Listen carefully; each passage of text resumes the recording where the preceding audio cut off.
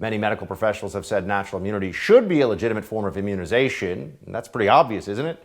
You can see the far left doesn't want to hear it. Author of Dear Hartley, Thoughts on Character, Kindness, and Building a Brighter World, Jedediah Bila, my friend, with us now. Jedediah, I know you've been somebody who spent plenty of time already with the ladies of the View, but it was pretty remarkable because everything you said was true, actually. I mean, demonstrably, provably true, and they think the Surgeon General refuted you? Why can't they let you speak? Well, that's right. It was true. And if you watch the clip that when they had the Surgeon General on, because I did watch it because I anticipated they would say that, he didn't debunk any of that stuff. He didn't say, oh, what the CDC is saying is false. No, they can't say that because, in fact, it's true. You see hundreds of thousands of breakthrough infections coming up around the country in vaccinated people. It's pretty obvious to everyone, including the CDC and including the Surgeon General, that if you're vaccinated, you can still get COVID and you can still transmit COVID. That's why they brought the masks back in for vaccinated people, because it was obvious that something, oh, wait a minute, we didn't realize, all of that happened.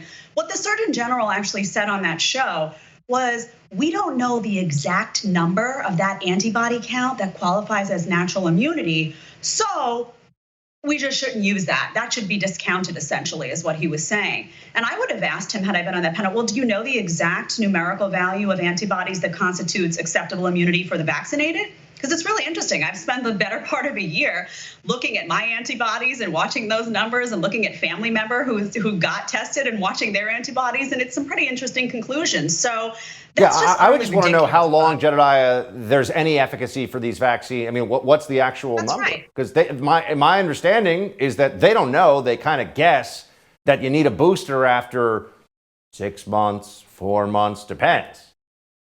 That's right. Now, Fauci's coming out and saying, oh, we didn't realize that the vaccine was going to wane so much in terms of immunity. So now people are going to have to, we realize more people are in the hospital and more people are dying. So you're going to have to go out and get your booster.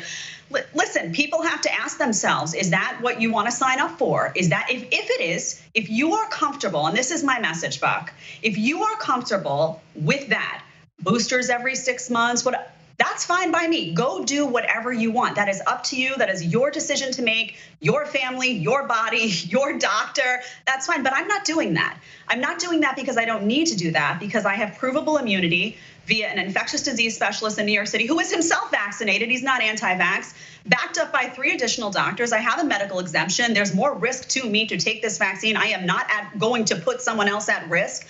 So I'm tired. I'm tired of being told what to do. And I know there's a lot of people out there who are just tired. And this whole idea of the common good, I just want to address that for a second, because that's something that people on the left throw around all the time, the common good.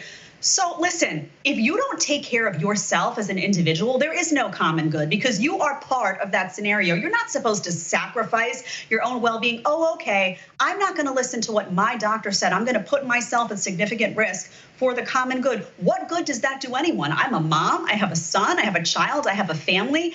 That doesn't help anyone, and that should not be a prescription for success for an individual or for a country. So that's utterly ridiculous. I think it's really interesting that a lot of these people have been offended by the idea of freedom.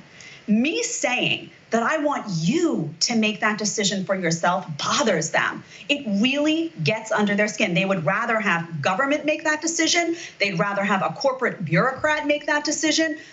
Listen, if they want to live in a world like that, hey, they can come to New York City. They can live, under the likes of Bill de Blasio. That's great for them. I'm not living like that, which is why I'm heading to the great state of Texas. But more power to them if that's the life they want. Just don't try to inflict that kind of life on me or my child.